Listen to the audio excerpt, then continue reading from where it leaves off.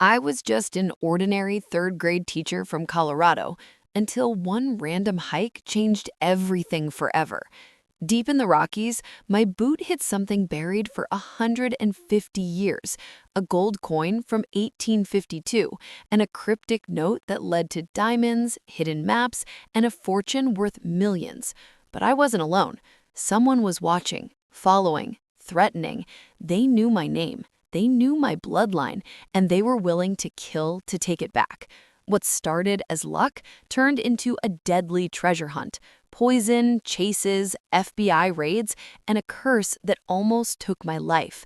This is my true story. You won't believe what I found, or what I had to do to survive. Watch till the end, it gets wild. My name is Sarah Mitchell, 34 years old, single, no kids, no drama, at least that's what I used to tell people when they asked why I wasn't settled down yet. I taught third grade at Evergreen Elementary, just outside Denver in a little suburb called Pine Ridge. My days were built around glitter glue, multiplication tables, and trying to convince 25 8-year-olds that recess wasn't a constitutional right. Nights were grading papers, microwaving lean cuisine, scrolling Zillow for houses I couldn't afford, and falling asleep to true crime podcasts because apparently my life needed more anxiety. Hiking was my escape. The Rockies were only an hour away, and on weekends when the mountains called louder than lesson plans, I'd throw on my old Patagonia fleece, lace up my boots, and disappear into the pines. No music, no phone calls, just the crunch of gravel, the smell of sap, and the kind of quiet that made the constant chatter in my head finally shut up. That Saturday in mid-July was perfect for it. Bluebird sky, temperature in the low 70s, not a cloud in sight. I needed the break. The week before, little Mia in my class had cried for 20 minutes because her goldfish died, and I'd spent the rest of the afternoon Googling how to explain pet mortality to children while fighting my own stupid tears. I was burned out. So I grabbed my day pack, 2 liters of water, a couple of Cliff Bars, sunscreen, a light rain shell just in case, and headed up to Rocky Mountain National Park. I skipped the popular spots like Bear Lake, too many families with strollers and influencers taking selfies. Instead, I drove up Trail Ridge Road past the Alpine Visitor Center and pulled off at a tiny unmarked turnout where a faint trail ducked into the trees. The sign was half covered in lichen. Unmaintained trail. Use at own risk. Perfect. I wanted solitude. The path started easy, gentle switchbacks through lodgepole pines, wildflowers still blooming in purple and yellow patches. I breathed deep, let the altitude headache from the 11,000-foot elevation settle into something almost pleasant. About 2 miles in, the trail flattened out near a small meadow ringed by boulders. That's when it happened. My right boot snagged on something hard. Not a root, too straight-edged, not a rock, too metallic under the sole. I stopped, frowned, and dropped to one knee.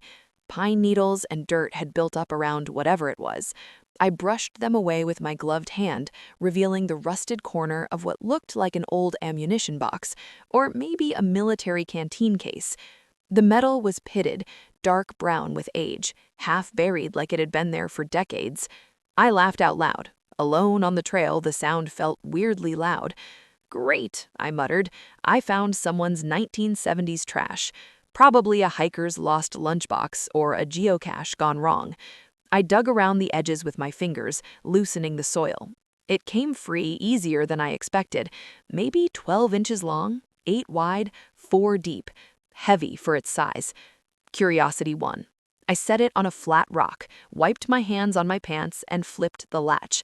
It was stiff but gave with a metallic groan. Inside, wrapped in what looked like oiled canvas, yellowed but intact, was a single coin. Not a quarter, not even a modern gold piece. This thing was big, thick, heavier than it looked. I held it up to the sunlight. One side showed a spread-winged eagle clutching arrows and an olive branch. The other had a profile of Liberty with flowing hair and the date stamped below, 1852. The edges were reeded, the surface still bright under the tarnish. Real gold doesn't shine like fake stuff. This had that soft, warm glow. My pulse kicked up. I set the coin down carefully and lifted the canvas. Underneath lay a single folded sheet of paper, brittle at the edges, ink faded but legible in careful old-fashioned handwriting.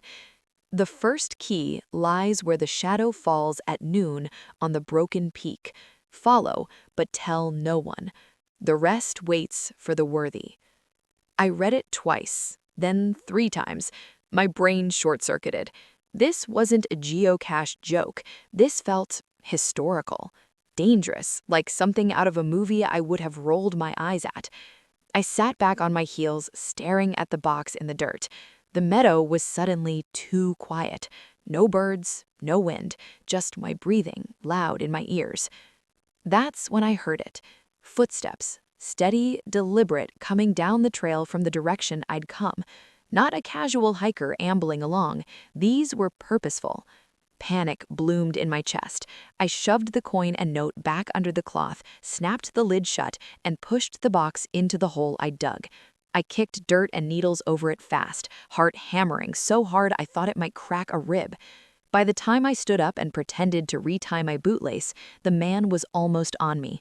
He was tall, broad-shouldered, wearing dark green cargo pants, a black long-sleeved shirt despite the warmth, and a baseball cap pulled low. Mirrored sunglasses. No backpack, which was weird for this far out. He slowed as he passed. "Morning," he said, voice flat. "Hey," I managed, forcing a smile. My voice cracked on the word. His head turned slightly. Those mirrored sunglasses reflected my face back at me, wide-eyed, flushed. His gaze slid past me to exact the spot where the box was buried, lingered for 2 full seconds, then flicked back.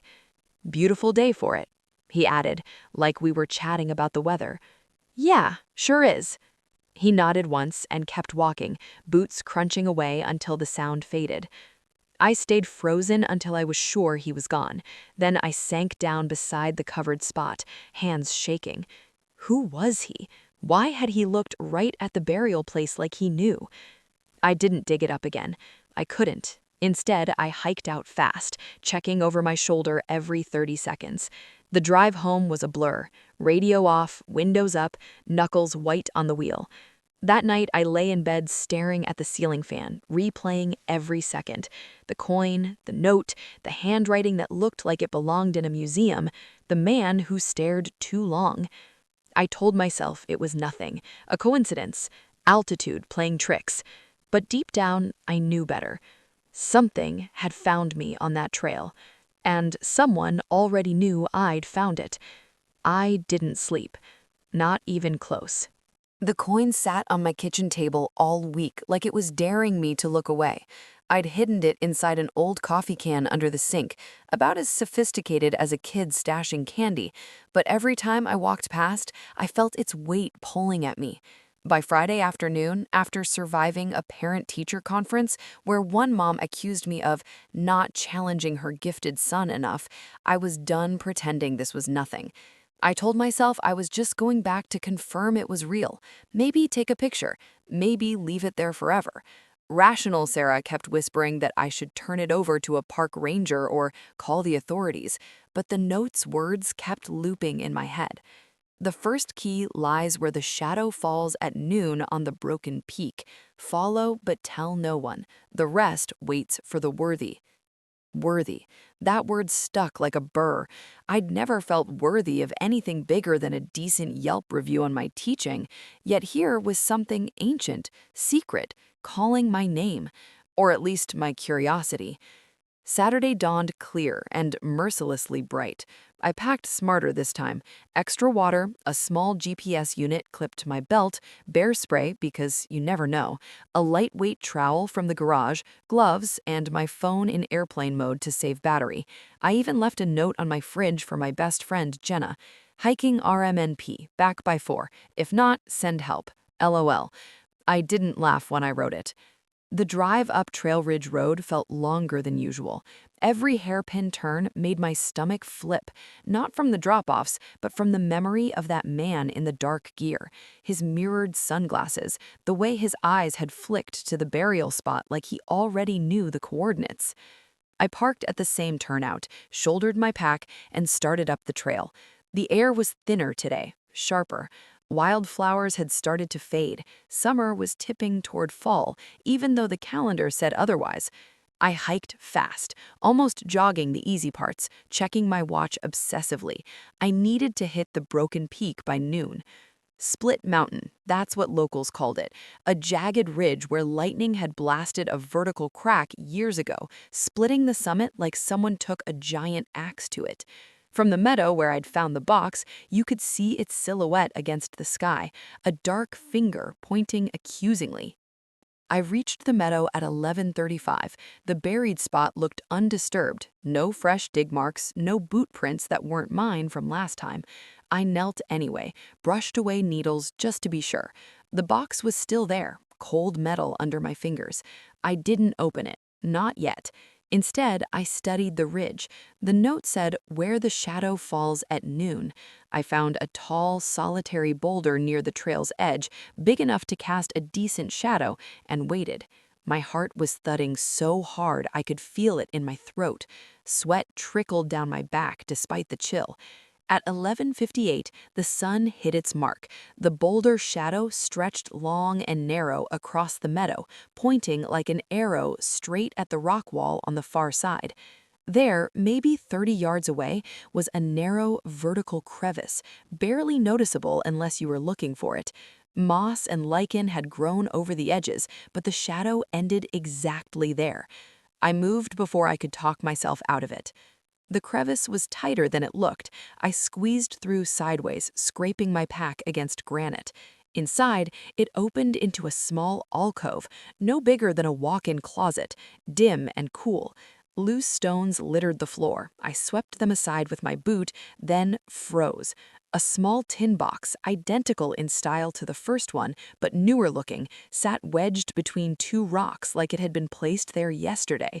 No rust, no dirt caking the seams. My hands shook as I pulled it free. Same latch, same groan when it opened. Inside, 3 rough, uncut diamonds, each about the size of a large pea. They caught the sliver of light sneaking through the crevice and threw tiny rainbows across the stone walls. Real, undeniably real. Beneath them, another folded note on the same yellowed paper. Greed blinds. Trust the map in the stone. The river remembers. No map, just those words and the diamonds that suddenly felt heavier than gold. I sat on the cold floor for what felt like hours, but was probably minutes, staring at them. My mind raced through every possibility: lost prospector stash, family inheritance, elaborate prank. None of them fit. The handwriting matched the first note, same careful loops, same faded ink. Then reality crashed back. I was alone in a hidden crevice with enough value to change my life, and someone might already know I was here. I wrapped the diamonds in the oiled cloth from the first box. I'd brought it just in case, tucked them into an inner pocket of my pack, and replaced the tin exactly as I'd found it. If this was a test, I wasn't going to fail by being greedy or stupid. I backed out of the crevice, blinking against the sudden sunlight. The meadow looked the same, peaceful, empty, but the hair on my arms stood up. Halfway back down the trail, my phone buzzed. I'd forgotten to keep it in airplane mode. One new text from an unknown number. "You took what isn't yours. Return it or we'll find you." I stopped dead. The trail was deserted in both directions, no one in sight. My thumb hovered over the block button, but instead I screenshotted it, hands trembling so badly the photo came out blurry. I started walking again, faster now, almost running on the downhill sections. Every rustle in the bushes made me flinch. Every shadow looked like a person. By the time I reached my car, my shirt was soaked with sweat, my lungs burned, and my mind was spinning worst-case scenarios. Who sent that text? How did they have my number? Had the man from last week followed me again? Or was someone watching the sights, waiting for the next worthy person to show up?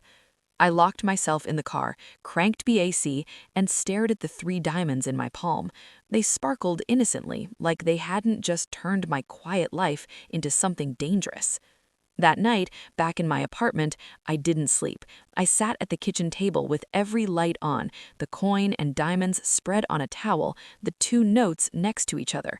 I Googled everything: 1852 gold coins, Colorado lost mines, treasure clues in shadow legends.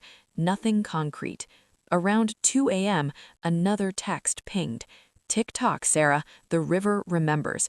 Don't make us come get you." They knew my name. I turned off my phone, shoved everything into a lockbox under my bed, and curled up on the couch with a kitchen knife on the coffee table. Whatever this was, it wasn't over. It was just beginning, and someone out there was already counting the seconds until I made my next move. Back in Denver, the city felt different. The same streets I'd walked for years. Colfax with its dive bars and taco trucks, Washington Park where joggers looped the lake, now looked like a stage set someone else was watching. Every red light felt like a pause button on my life. Every stranger's glance felt like reconnaissance. I didn't tell anyone, not Jenna, who would have dragged me to the police station with a thermos of coffee and moral support, not my principal, who already thought I was distracted after I zoned out during a staff meeting. Definitely not my ex, who'd probably laugh and say I was finally having the adventure I always complained I never had. This was mine, whatever this was, and I wasn't ready to share it. Monday morning, I went back to school like nothing happened, smiled at the kids, passed out spelling lists, broke up a fight over who got the red marker first. But inside, my brain was running two tracks at once, one teaching long division, the other replaying the text messages. "You took what isn't yours. Tick-tock, Sarah." They knew my name. How? After dismissal, I drove straight home instead of stopping for groceries like usual. I parked in my assigned spot behind the apartment building, killed the engine, and sat there for a minute, scanning the lot.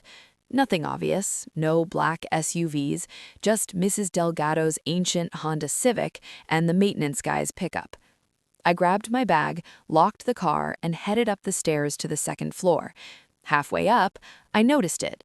A black Ford Explorer parked across the street facing my building, tinted windows, engine off. No one visible inside. I told myself it was nothing. Half the cars in Denver are black SUVs, but my feet moved faster anyway. Inside my apartment, I double-locked the door, dropped the blinds, and pulled the lockbox from under the bed. The coin, the diamonds, the notes, they looked smaller in daylight, almost innocent. I spread them on the coffee table and stared until my eyes burned. Then I did what any semi-rational person would do in 2025. I went down the internet rabbit hole. I started with the coin, 1852 Liberty Head gold dollar, brought up auction sites, similar pieces going for $300 to $800 depending on condition. Mine looked pristine. Next, Colorado Gold Rush history, Pikes Peak, Clear Creek, the 1859 strikes, lots of lost mines, ghost towns, treasure legends, nothing about a broken peak or shadow clues. I searched family names next. Mitchell, common as dirt in Colorado, but when I added Josiah Mitchell Minor, 1870s, something pinged. An old forum post on a genealogy site from 2018. User Rocky Ghost Hunter 42 wrote, "My grandfather always said our great-grandpa Josiah Mitchell struck it big in the 70s up near Estes Park, but hid everything after a bad claim dispute. Left clues for the bloodline only. Trail went cold after the first marker. Anyone ever find anything in RMNP?" Replies were mostly jokes or "sounds like a tall tale," but one user said they'd hiked Split Mountain looking for it years ago and found zilch. Another posted a blurry photo of an old map fragment, torn, faded, with an arrow pointing to a river. My stomach dropped. The handwriting on my notes matched the style in that photo. Bloodline. The word echoed. I had no siblings, no cousins I knew of. Mom died when I was 12, Dad 5 years later in a car accident on I-70. I'd done one of those DNA tests a few years back, mostly Irish and German, a splash of Scandinavian, no dramatic reveals, just me. I closed the laptop, heart racing. If this was real, if I was somehow connected, then the people texting me weren't random treasure hunters. They were playing a longer game. That night, I couldn't settle. I kept checking the windows. Around 11 p.m., headlights swept across my living room wall. I peeked through the blinds. The black Explorer was still there, parked in the same spot. No movement, just waiting. I grabbed my keys and slipped out the back door, down the fire stairs, through the alley. I circled the block on foot, hood up, staying in the shadows. When I reached the street corner, I had a clear view of the SUV. Driver's window cracked an inch. A man inside, dark jacket, phone to his ear.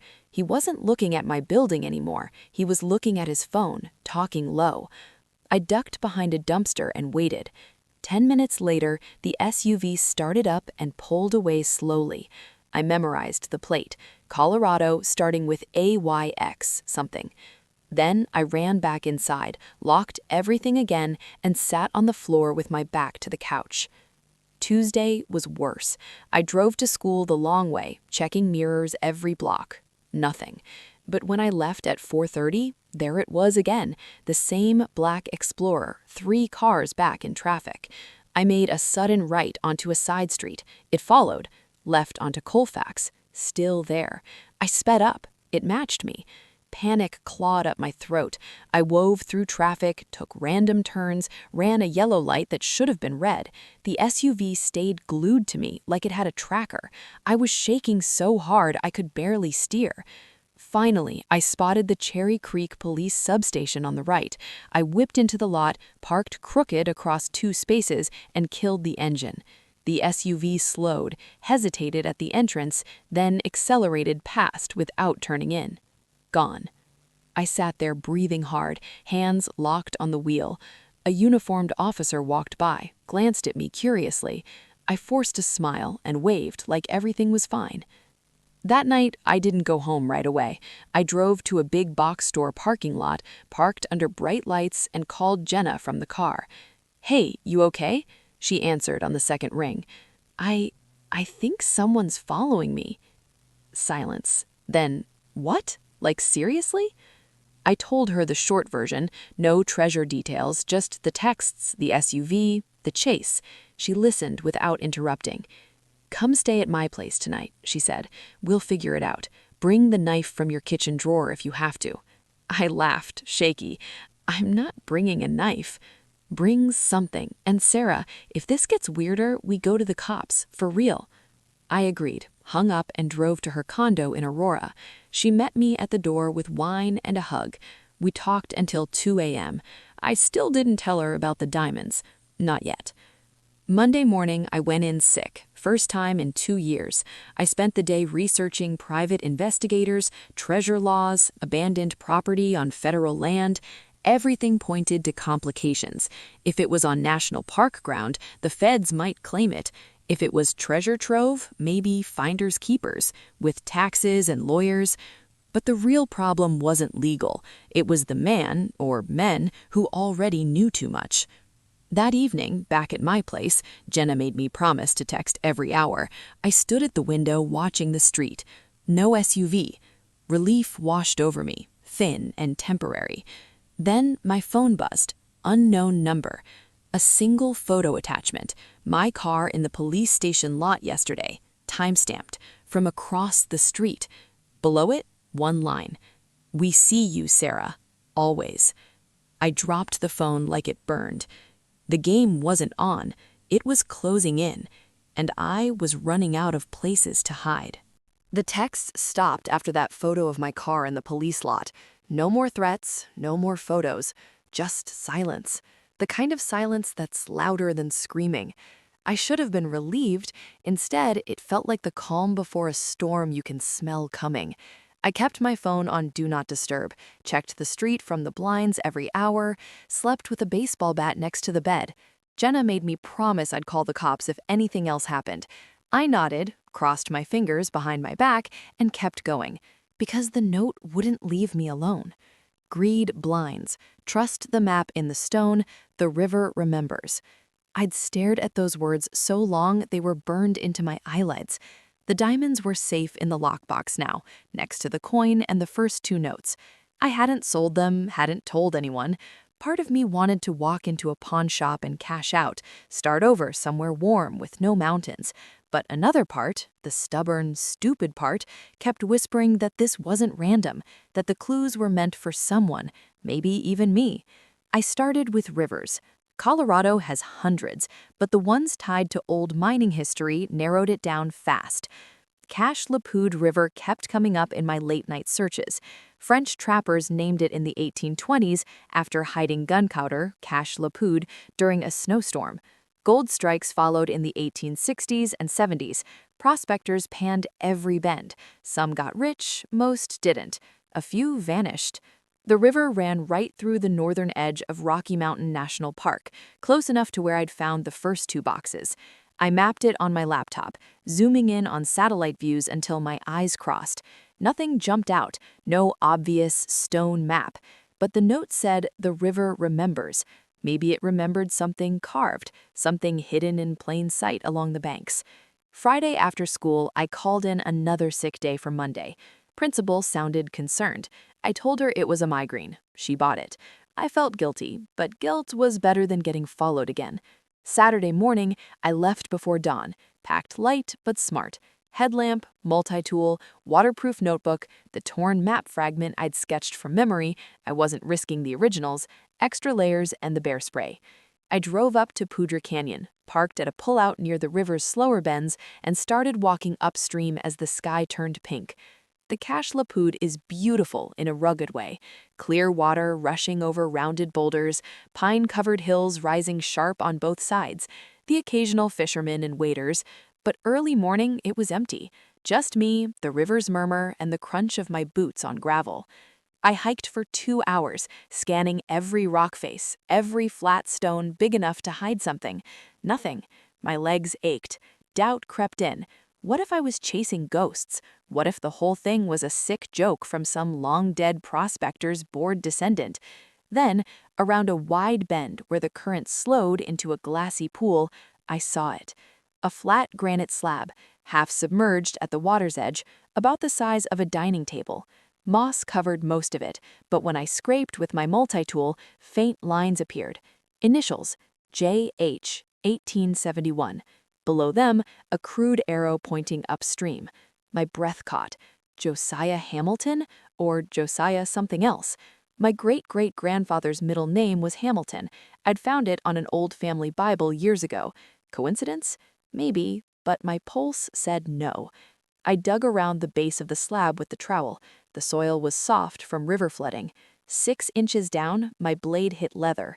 A small pouch, oil-treated, still supple after a century and a half. I pulled it free, hands trembling so badly I almost dropped it into the water. Inside, 3 small gold nuggets, rough and heavy, the color of dark honey, and another folded note, same paper, same handwriting. The path splits at the falls where the eagle nests above the sleeping giant. One half waits in the high crack, the other in the deep pool. Choose wisely. Greed takes both. No map yet, just more riddles. But tucked in the bottom of the pouch was a tiny scrap of paper, torn from something larger. A hand-drawn line, a curve that looked like a canyon wall, an X near what might have been a waterfall. I sat on the slab for a long minute, staring at the river. The water moved slow here, reflective, like it was holding secrets. "The river remembers," I whispered. It felt like the right thing to say. That's when I heard the twig snap. Not the casual crack of a deer or squirrel. This was deliberate, weight shifting, then stillness. Upstream, maybe 40 yards. I froze, didn't turn, just listened. Another snap, closer. My hand went to the bear spray on my belt. I eased to my feet slowly, pretending to stretch, scanning the tree line without moving my head much. Shadows between pines. Nothing clear. Then, movement. Dark shape shifting behind a trunk. Human shape, hood up, watching. I didn't run. Running invites chase. Instead, I bent like I was tying my boot, slipped the pouch into my inner jacket pocket, zipped it tight, and started walking downstream, casual, like I hadn't noticed anything. every step felt exposed. My back itched like crosshairs were painted there. I made it around the bend before I risked a glance. The figure was gone, or hidden better. I hiked out fast after that, heart in my throat the whole way. In the car, doors locked, engine running, I checked the pouch again. Nuggets, scrap, note, all there. On the drive home, the sun dropped behind the mountains, turning the canyon gold and shadow. I kept checking mirrors. No black SUV, no tail. But twice I swore I saw headlights flash far behind me, then vanish when I slowed. Back in Denver, I parked 2 blocks from my building and walked the rest, hood up, cutting through alleys. Inside, I triple-checked locks, drew blinds, and spread everything on the kitchen floor. Coin, diamonds, gold nuggets, notes, the torn scrap. The scrap fit something bigger, half a map maybe. The note mentioned 1/2 weights in the high crack. The eagle's nest? Long's Peak had nesting sites high on the cliffs. Locals called it the Eagle's Eyrie. And Sleeping Giant was an old nickname for Long's itself, the way its profile looked like a reclining figure from certain angles. I had to go up there. But first, I needed to breathe, eat, think. I hadn't eaten since morning. I microwaved leftover pasta, sat on the couch, and stared at the wall. That's when my phone lit up. No number, just a message. A single photo. Me kneeling by the granite slab this morning, taken from across the river. Time-stamped 9:47 a.m. Below it, nice find, but you're not the only one who remembers. I dropped the fork. Pasta spilled on the carpet. They'd been there, watching, photographing, and they weren't done. The river remembered all right, but so did they, and they were closer than I'd ever imagined. The torn map scrap from the river pouch became my obsession. I taped it to the kitchen wall next to a printout of a Long's Peak topo map, drawing lines, circling features, trying to make sense of the faint pencil strokes.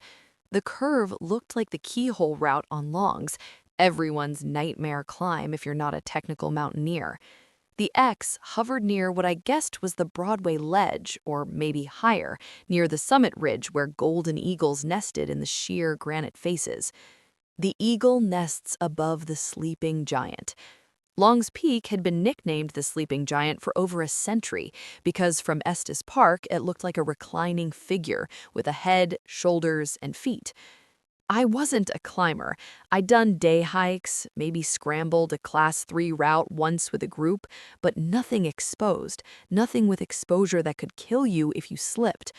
Long's was class 3 at best on the standard trail, but the high crack the note mentioned, that sounded like off-trails, sketchy terrain, the kind of place where people turned around or didn't come back. But the silence from the mystery texter was unnerving. No new photos, no threats. It felt like they were waiting for me to move, like I was the mouse and they were the cat, giving me just enough rope. I bought gear I never thought I'd need. A 30-meter dynamic rope, locking carabiners, a harness from REI, climbing shoes that pinched my toes, chalk bag, helmet. The sales guy asked if I had a partner. I lied and said yes. He gave me a look like he knew I was full of it. I left Denver at 3 a.m. on a Sunday in late July. The drive to the Long's Peak trailhead was quiet, empty highways, radio off, just the hum of tires and my own breathing. The parking lot was half full even at dawn. Hardcore hikers beat the thunderstorms that rolled in every afternoon. I signed the register at the trailhead. Sarah M., solo day hike to Chasm Lake. A lie, but I didn't want my real plan on paper. The trail started gentle, pine forest, wildflowers, the smell of damp earth. I climbed steady, passing groups with big packs and trekking poles. My legs burned by the time I hit the tree line at 11,000 feet. Above that, it was all rock and sky. The diamond face of Long's loomed ahead, vertical granite, streaked with snow, eagles circling like black specks. I left the main trail at the junction for Chasm Lake, cut right toward the base of the north face where the nesting sites were rumored to be. No path here, just talus fields and loose scree. Every step slid backward a little. My heart hammered, not just from altitude.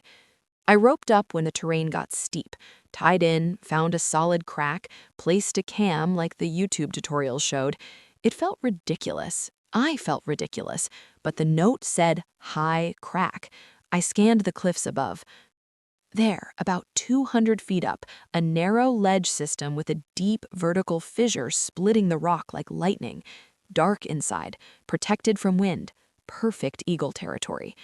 I climbed slow, hand over hand, feet smearing on tiny edges, rope paying out behind me.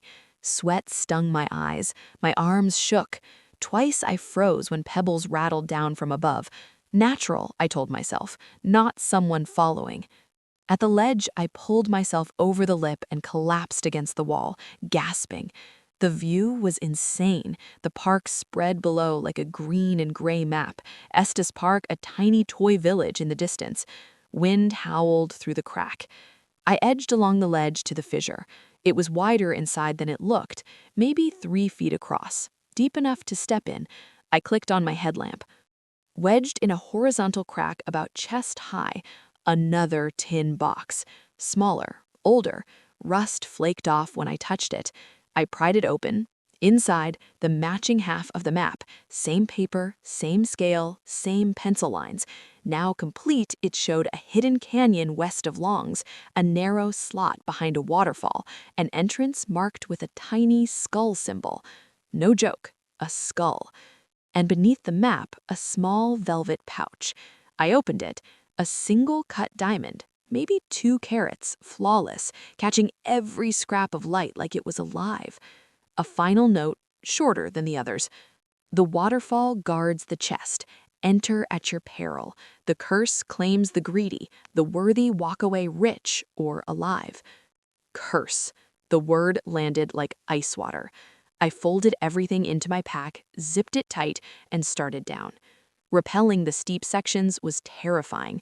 Back to the void, rope burning through my gloves, feet kicking for purchase.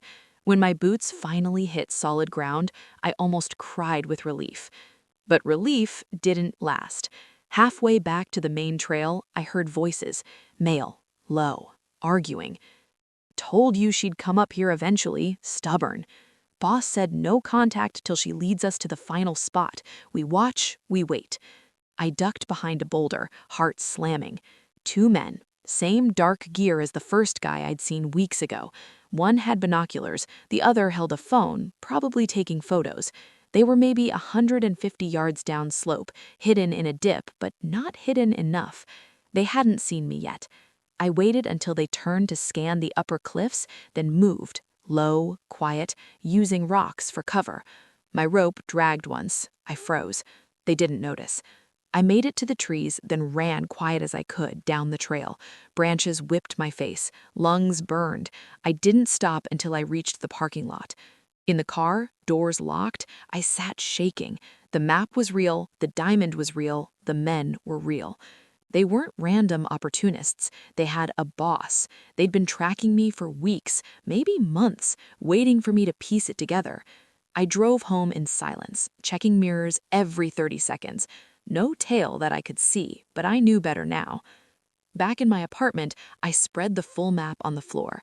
The canyon, the waterfall, the skull. I had the location. I had the next clue. And I had maybe one more move before they closed in. That night, another text came. Unknown number. A photo. Me on the ledge, headlamp on, reaching for the tin box. Taken from below, zoomed in tight. Message below it. Nice climb, Sarah. We'll see you at the waterfall. I stared at the screen until it went dark. They weren't just watching anymore. They were daring me to finish it. And the curse, the one I'd laughed off as old prospector superstition, suddenly felt very, very possible. Because if I went to that waterfall, I wasn't sure I'd come back alone. Or at all. The full map stared back at me from the kitchen floor like it was judging every bad decision I'd made since that first hike. The canyon it showed was tucked deep in the western shadow of Long's Peak. Remote. No trails, no ranger stations, no cell service. A narrow slot canyon fed by a seasonal waterfall, the kind that only flows strong after snowmelt or summer storms. The tiny skull symbol next to the entrance wasn't cute. It was a warning. I spent 3 days planning like my life depended on it, because it probably did. I bought a satellite communicator, the kind that texts when there's no bars, downloaded offline maps, packed emergency bivvy, first aid kit, extra food, water purification tabs. I even bought a small folding shovel and a pry bar. If there was a chest, it wasn't going to open itself. I told Jenna I was going camping with some teacher friends for the weekend. She bought it, mostly because she was distracted by a new guy. I left a sealed envelope in her mailbox with instructions. If I don't text by Sunday night, open this and call the park service. Dramatic? Maybe. Necessary? Absolutely. I drove out Thursday after school, parked at a remote trailhead on the west side of the park, and hiked in under cover of dusk. No headlamp until I was deep in the trees. The approach was brutal. Cross-country over blowdown, steep talus, thick brush that clawed at my sleeves. By the time I reached the canyon mouth, it was full dark. I camped under an overhang, sleeping bag pulled tight, listening to coyotes yip in the distance. Dawn came cold and gray. The waterfall was louder than I expected, thunderous after a recent rain. It poured off a 60-foot ledge into a churning pool, mist rising like smoke. Behind it, the map said, was the entrance. I waited until mid-morning for the light to improve, then approached. The rock was slick, moss-covered. I edged along the wall, spray soaking my jacket, until I found the gap, a vertical fissure maybe 2 feet wide, hidden by the curtain of water. I squeezed through sideways, the cold rush pounding my back like fists. Inside, the cave opened into a low chamber. Stalactites dripped from the ceiling. The air was damp, mineral-sharp. My headlamp beam caught glaring flecks in the walls. Maybe quartz, maybe something else. I moved deeper, boots squelching on wet stone. 20 yards in, the passage widened. There, against the far wall, sat the chest. It was bigger than I'd imagined, wooden planks reinforced with iron bands, weathered but solid. A heavy padlock hung from the hasp, rusted shut. No skull on the lid, but the wood was carved with faint initials, J.M. 1872. Josiah Mitchell. My blood. My legacy. I dropped my pack, hands shaking so badly I fumbled the pry bar twice. The lock gave after a few hard pries. Metal screeched, wood splintered. I lifted the lid. Gold.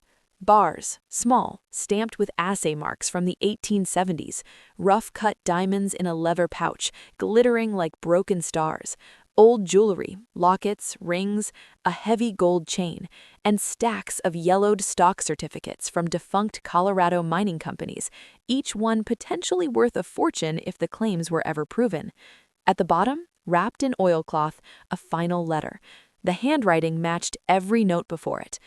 To my descendant, if you have found this, this is the Mitchell family legacy, hidden from the claim jumpers who murdered my partners and would have taken it all.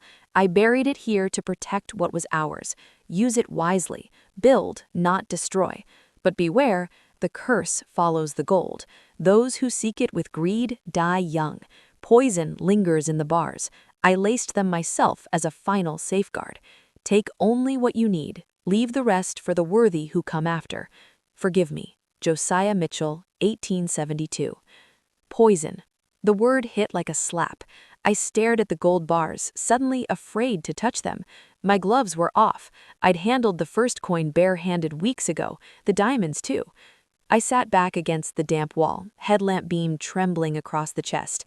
Millions. Enough to quit teaching, buy a house, travel, never worry again. But poisoned. A slow death sentence if I took too much. Then I heard it. Footsteps. Not echoes. Real boots on stone, coming from the entrance. Voices, low, male, urgent. She's in here. Flashlight just moved. Boss said grab the chest and get out. No witnesses. I killed the headlamp. Darkness swallowed everything. My breathing sounded too loud. I eased the lid down quietly, grabbed the letter and a single small pouch of diamonds, proof, not greed, and backed into a narrow side passage I'd noticed earlier. It was tight, barely shoulder wide, sloping upward. The men entered the chamber. Flashlight beams swept the walls. One kicked the chest. Damn it! She beat us here. Lid's pride. Take what's left. We'll track her out. I crawled deeper into the fissure, pack scraping rock, knees bruising. The passage twisted, narrowed. I had to take the pack off and push it ahead, squeezing through like a worm. Stalactites gorged my back, my elbows bled. Behind me, the voices faded, then grew angry. She's gone, must have slipped out another way. Boss is going to kill us, find her trail. I kept moving. Hours passed, or minutes. Time blurred in the dark. The passage finally opened into a small chimney. I climbed it, fingers raw, until faint daylight filtered down. I emerged on a high ledge above the canyon, miles from where I'd entered, sun low in the sky. I collapsed, gasping.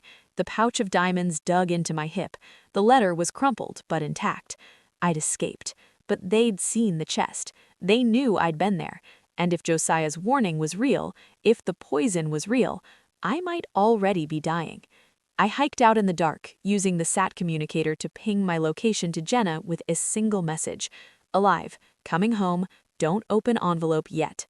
When I finally reached my car at 2 a.m., every muscle screamed. I drove straight through to Denver, windows down, cold air blasting my face to stay awake. Back in my apartment, I showered until the water ran cold, scrubbed the cave off my skin, and sat on the bathroom floor staring at the small pouch. A handful of diamonds, proof, and maybe the beginning of the end. Because the men were done hunting, and if the curse was real, neither was I. Not for long. The drive back from the canyon felt like running on fumes. Every mile a fight against exhaustion, adrenaline crash, and the creeping fear that poison was already working its way through my veins. I kept the heater blasting, windows cracked, radio off. Silence let me hear my own heartbeat too clearly. Fast, irregular, like it knew something I didn't. I didn't go straight home, too exposed. Instead, I drove to a 24-hour diner on the outskirts of Denver, parked under the brightest floodlight, and sat in the booth farthest from the door. Coffee black, untouched.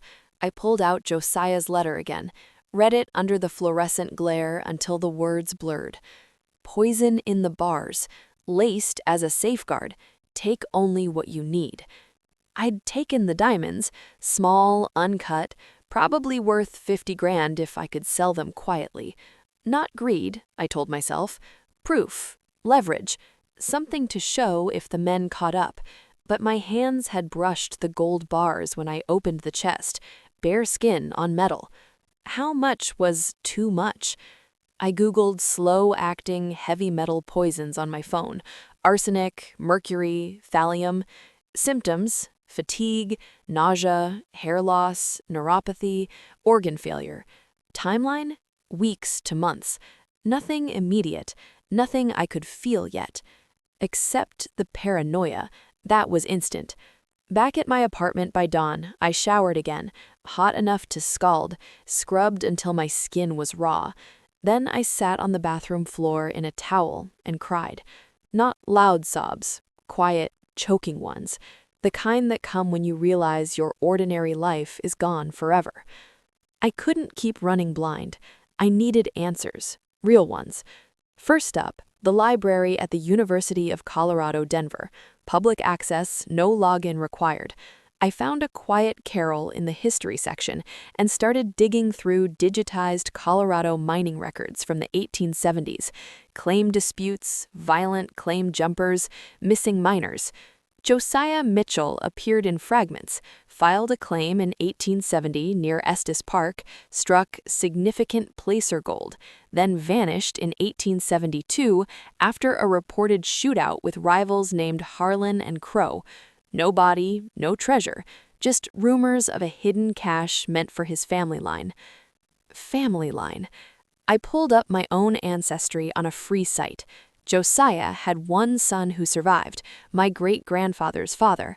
The line thinned out fast after that. Wars, accidents, quiet deaths. Me at the end, alone. The men chasing me weren't after random treasure. They were after revenge. Descendants of Harlan or Crow, still nursing a 150-year grudge. Or maybe they'd bought the old claim rights, turned it into a business, treasure hunting with lawyers and guns. I needed proof, something concrete. That afternoon, I drove to a small jewelry district downtown, found a discreet appraiser who didn't ask too many questions. I showed him one diamond, smallest one, wrapped in tissue. He examined it under a loupe, ran a few tests. Natural, high clarity, color D or better, uncut rough, but the stone's exceptional. Where'd you find it? I lied. Family heirloom. He quoted a ballpark, $18,000 wholesale if I sold it today. I thanked him, pocketed it, and left before he could ask more. Next, a lawyer.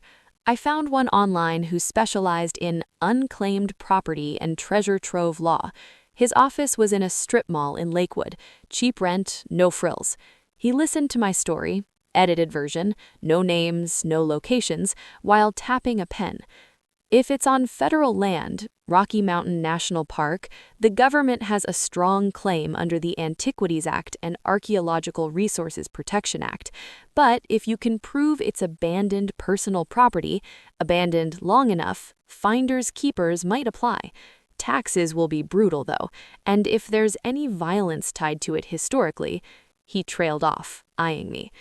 There might be people looking for it, I said quietly. He leaned forward.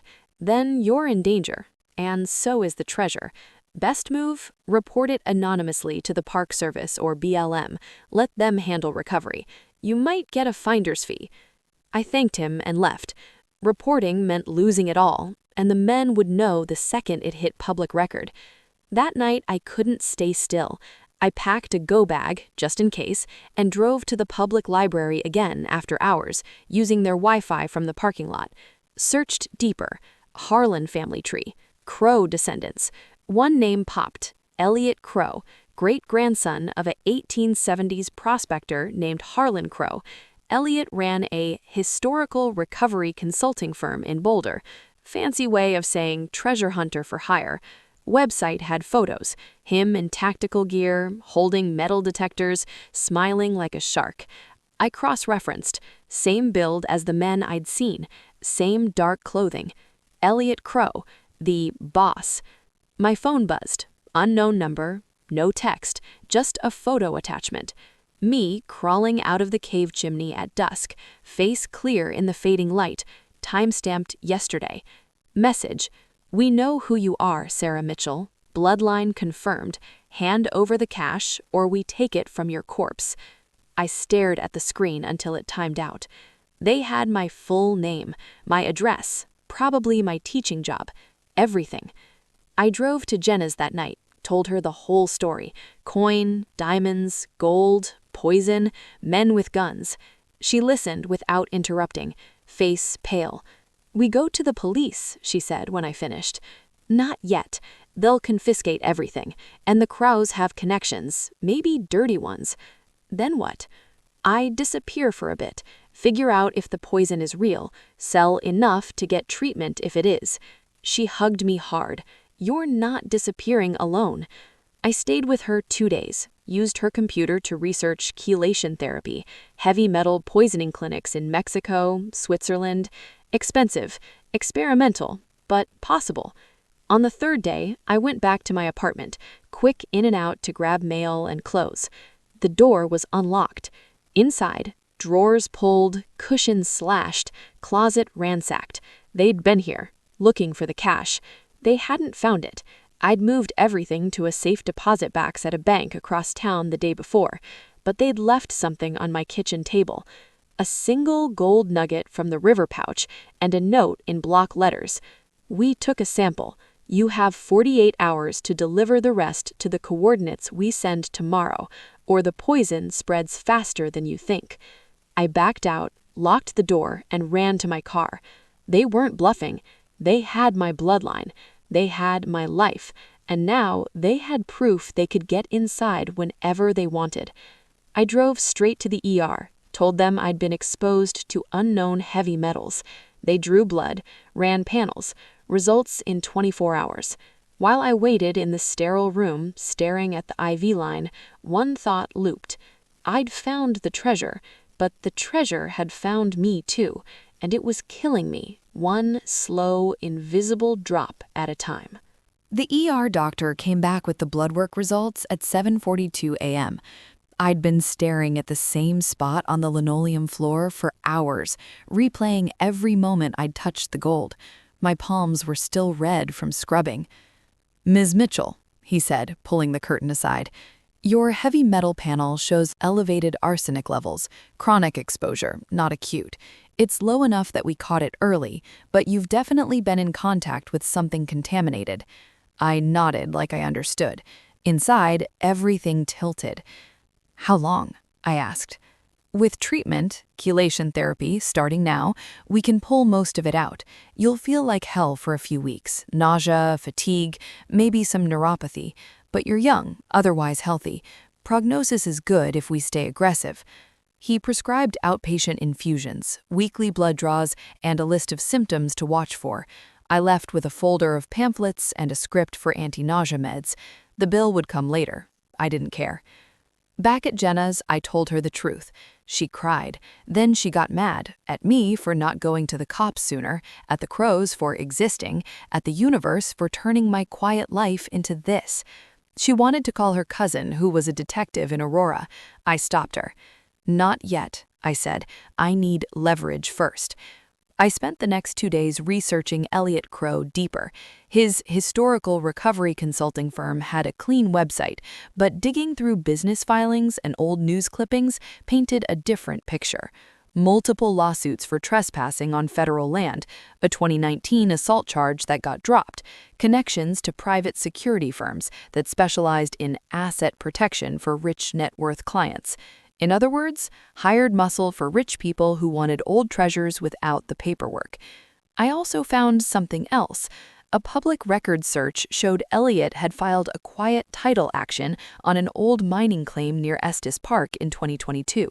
The claim originally belonged to Harlan Crow, his great-grandfather.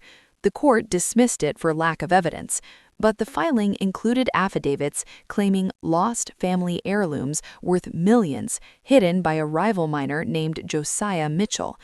They weren't just after money, they wanted vindication, revenge, and now they knew the bloodline had surfaced, me.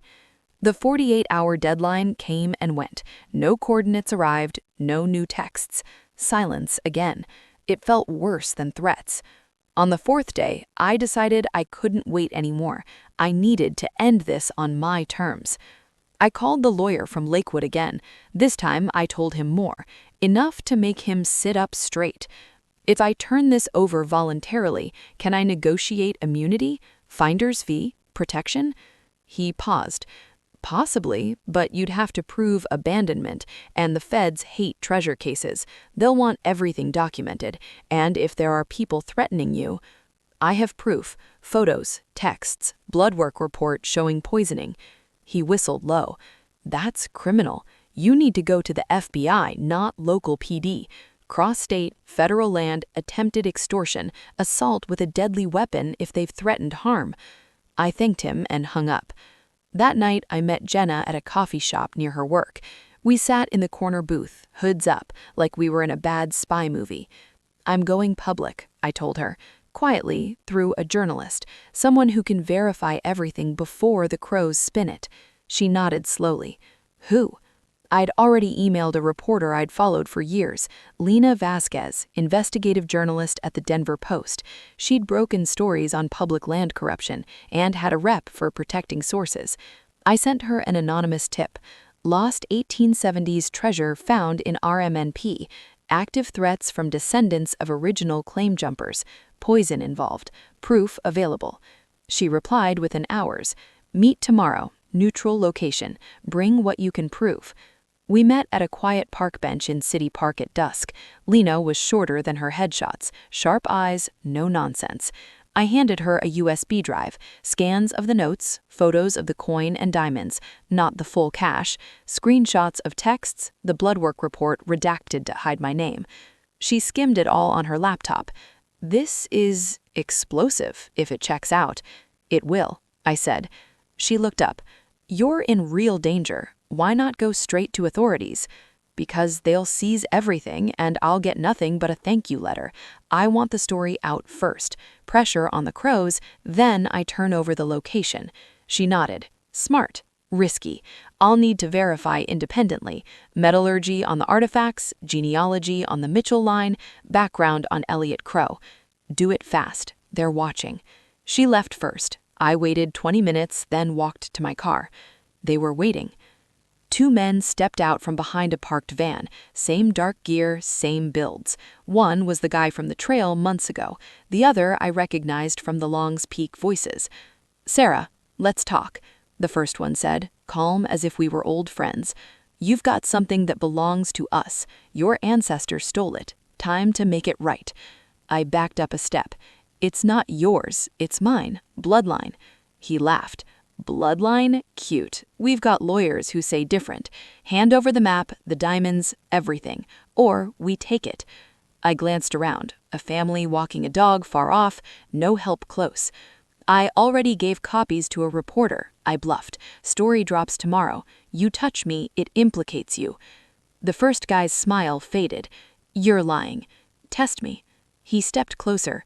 I saw the knife then, folding blade, glinting under the streetlight. Panic surged. I screamed, loud, raw, echoing across the lot. The family turned. The dad pulled out his phone. The men hesitated. I bolted straight toward the lit path, yelling, "Help! They've got a knife!" The dad started running towards me, phone up, recording. A woman called 911. The two men cursed, backed off, disappeared between cars. I kept running until I reached the family. They shielded me. Sirens wailed in the distance. Police arrived minutes later. I told them everything, edited again, but enough. Harassment, threats, attempted assault. Showed texts. They took statements, photos of the lot. They didn't find the men, but they took me seriously. That night, back at Jenna's, Lena texted, "Artifacts authenticated by an expert. Genealogy checks out. Going to print tomorrow. You ready?" I stared at the ceiling, heart still racing. The confrontation hadn't ended it. It had just lit the fuse. And tomorrow, the whole world would know. Whether that saved me or buried me, I didn't know yet. But I was done hiding. The Denver Post story dropped online at 6:03 a.m. the next morning. I was sitting on Jenna's couch with my laptop open, coffee gone cold, refreshing the page every 10 seconds like it might vanish if I blinked. Headline: Woman claims discovery of 19th century gold cache in Rocky Mountain National Park, but says she's being hunted by descendants of rival miners. Lena Vasquez had done her homework. Photos of the coin, blurred serial numbers, scans of the notes, redacted locations, a redacted snippet of my blood work showing arsenic exposure. She quoted anonymous sources confirming the artifact's authenticity through a metallurgist and a historian. The article mentioned ongoing threats and possible criminal activity tied to a modern-day treasure hunting operation.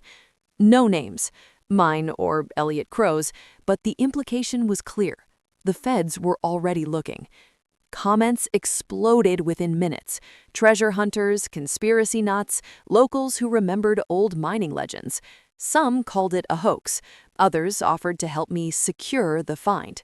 A few posted creepy messages, like, "If it's real, she's already dead.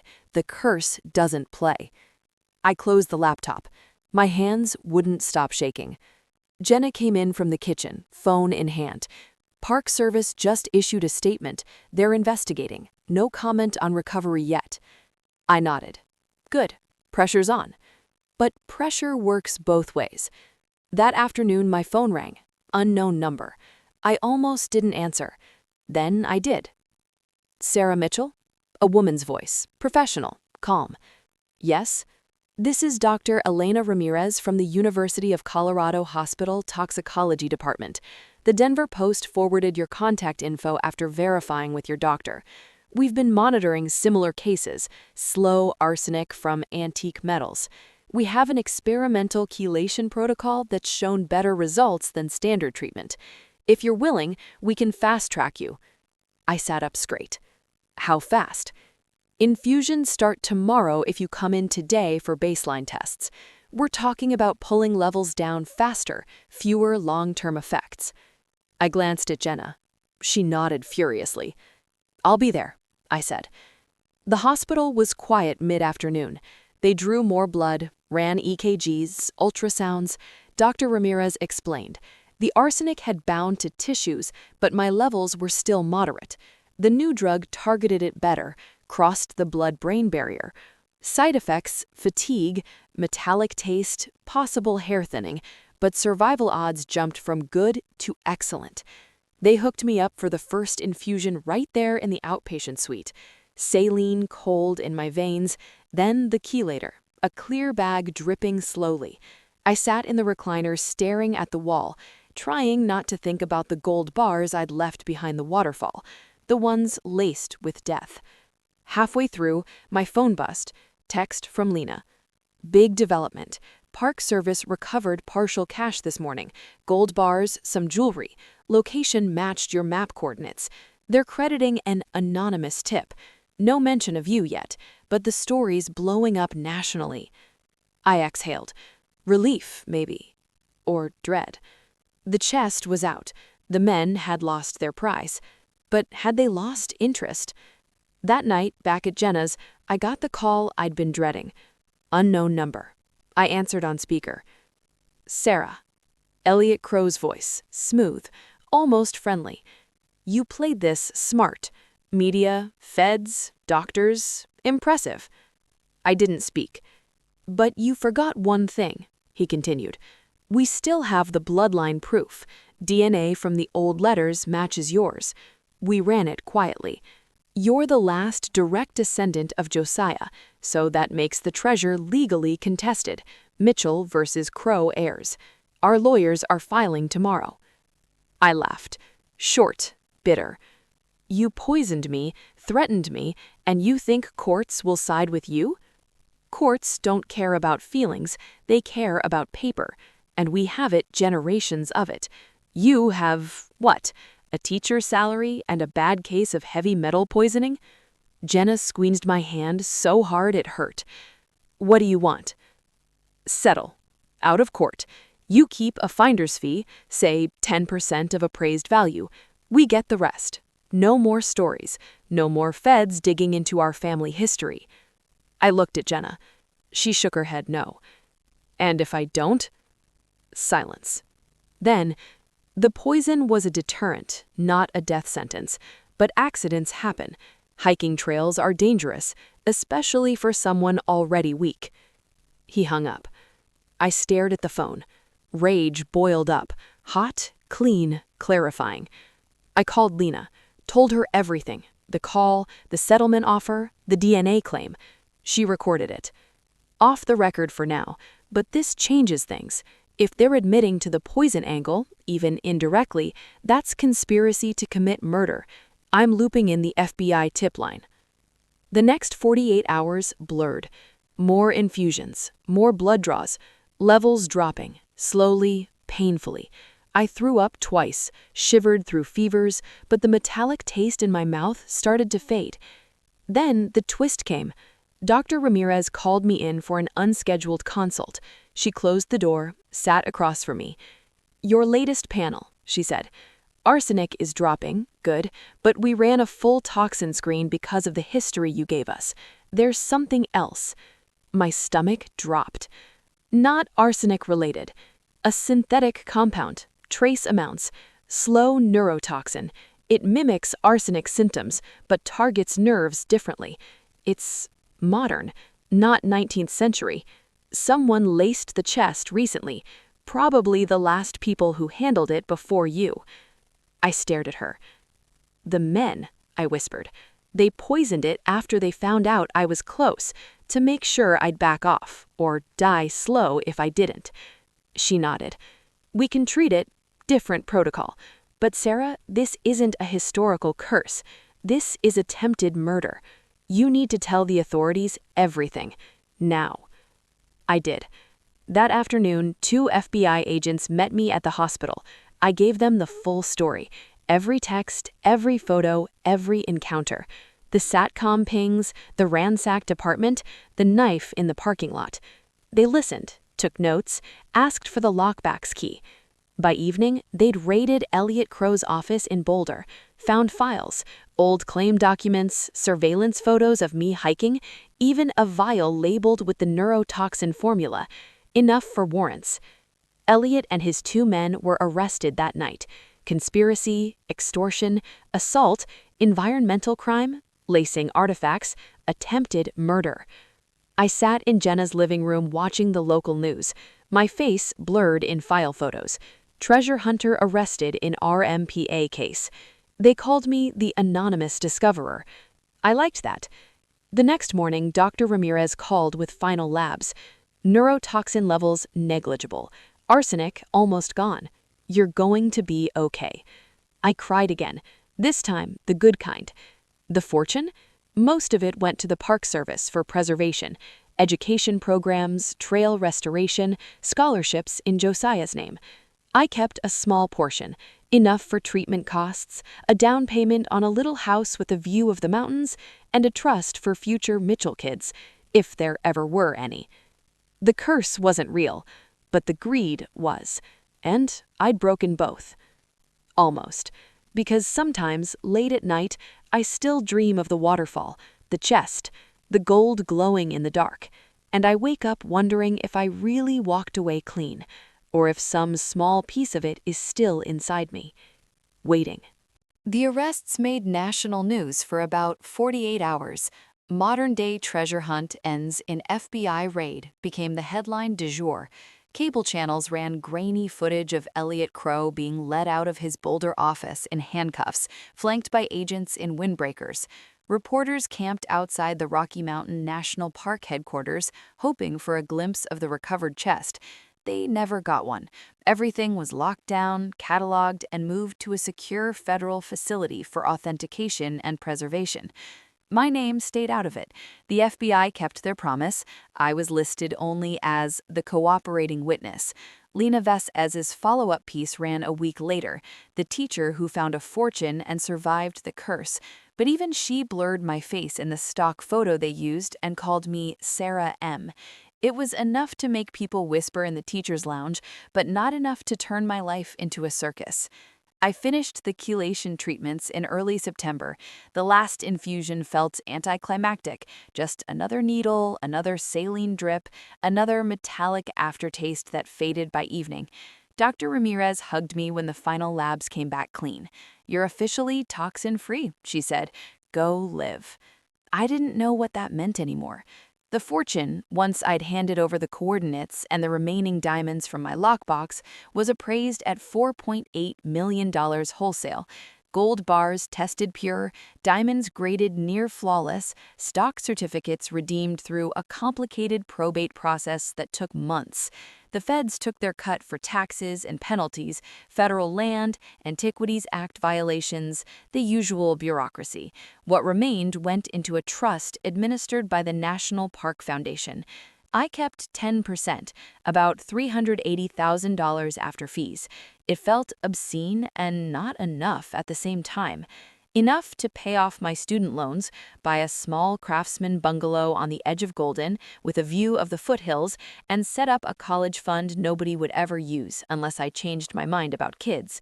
The rest funded trail restoration projects in RMNP, scholarships for kids from mining towns who wanted to study history or geology, and a permanent exhibit at the Estes Park Museum, the Mitchell Cache, Legacy of the Rockies. My great-great-grandfather's name got a plaque, mine didn't. I went back to teaching that fall, third grade again, same glitter glue, same multiplication battles, same 8-year-olds who thought recess was a human right. But everything felt different. I caught myself staring out the window during story time, remembering the crunch of boots on talus, the thunder of the waterfall, the cold weight of gold in my hands. The kids noticed I was quieter. One little girl, Mia, the goldfish girl, asked if I was okay. I told her I'd been on an adventure. She asked if I found pirates. I said, close enough. Weekends, I hiked again.